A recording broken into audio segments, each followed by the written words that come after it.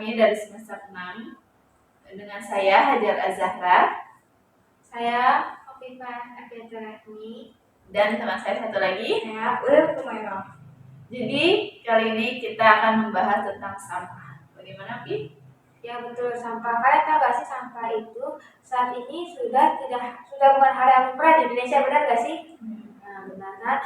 Sampah itu sudah mulai banyak merajalela, bahkan menjadi salah satu permasalahan kebersihan yang ada di Indonesia, ya kan?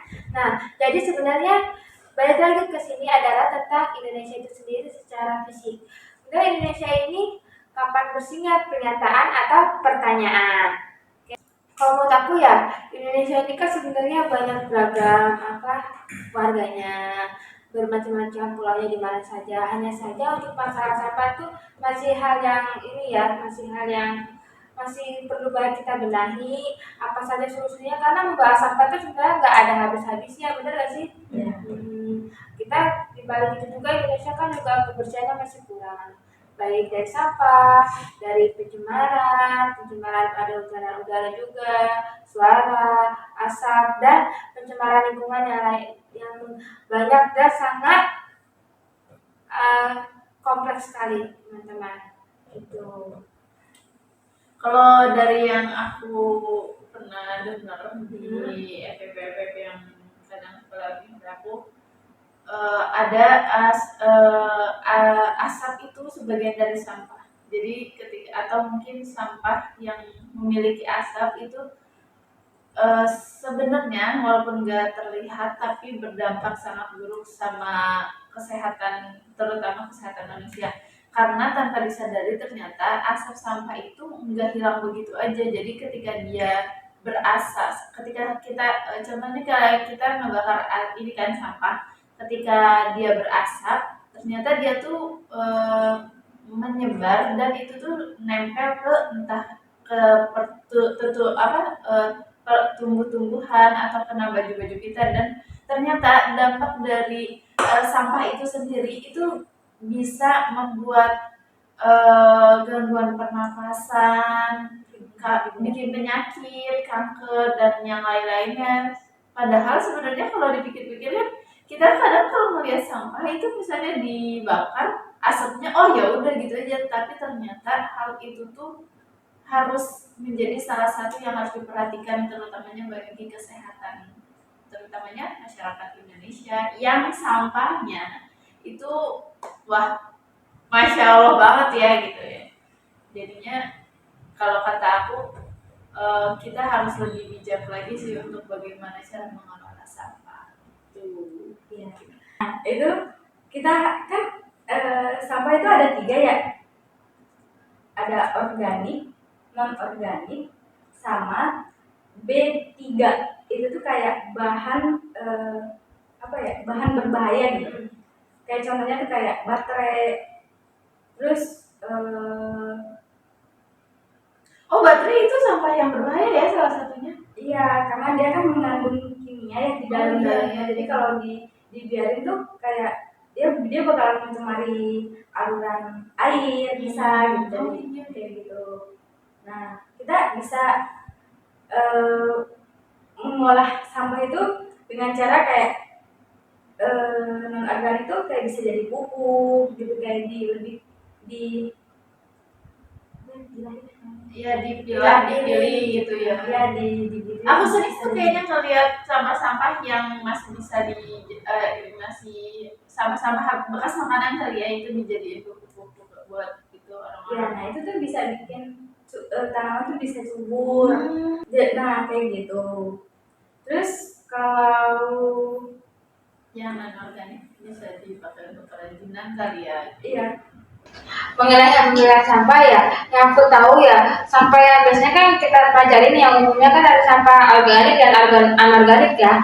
Nah bahkan sekarang di era masa sekarang ini ya, khususnya di negara maju, nah sampah-sampah itu sekarang dibagi menjadi lebih. Contohnya kayak di Swiss ya, sampah di mereka itu ada 9 jenis. Dan mereka itu macam-macam sampahnya, mulai dari sampah hewan, sampah rumah tangga, barang yang bisa diurai, barang yang bisa dipergunakan kembali, dan itu juga dibantu oleh pemerintahnya.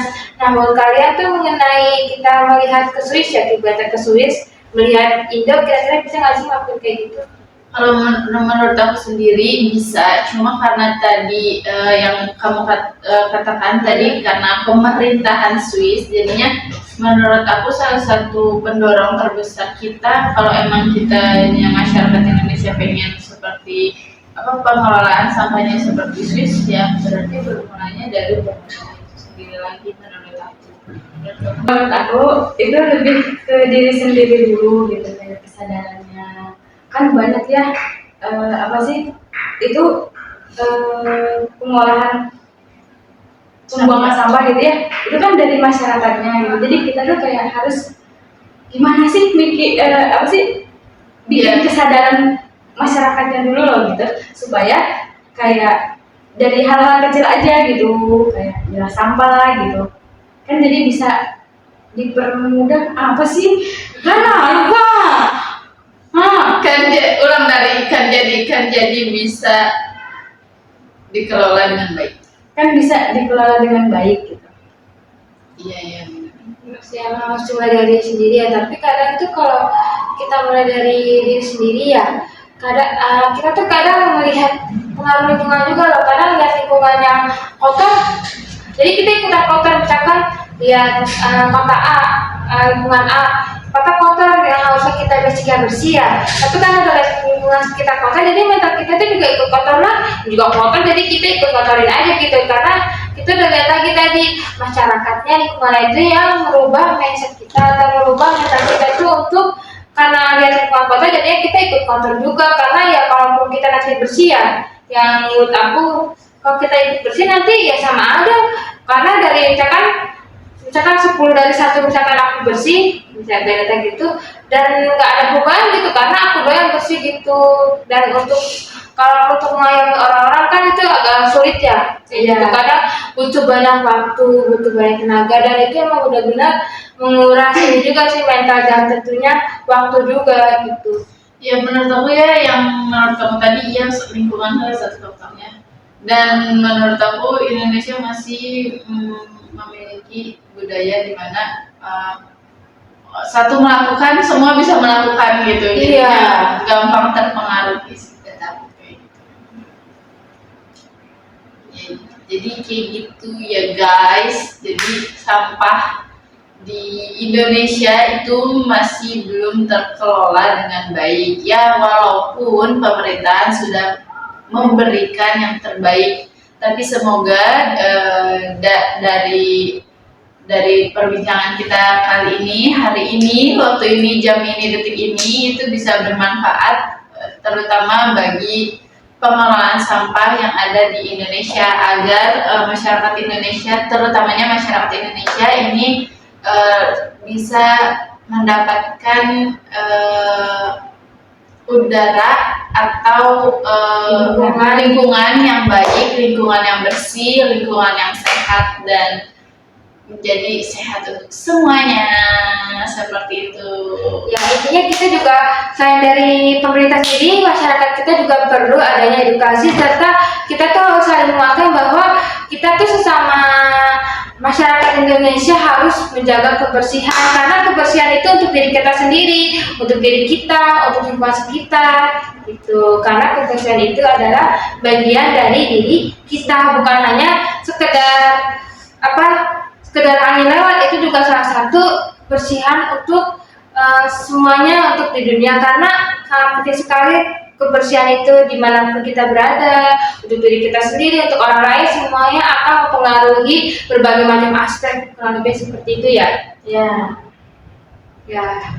Gitu. Dari itu kita harus menjaga kebersihan, dimulai dari diri sendiri. Guys, sekian podcast dari kami bertiga dari semester 6. Wassalamualaikum warahmatullahi wabarakatuh. Bye.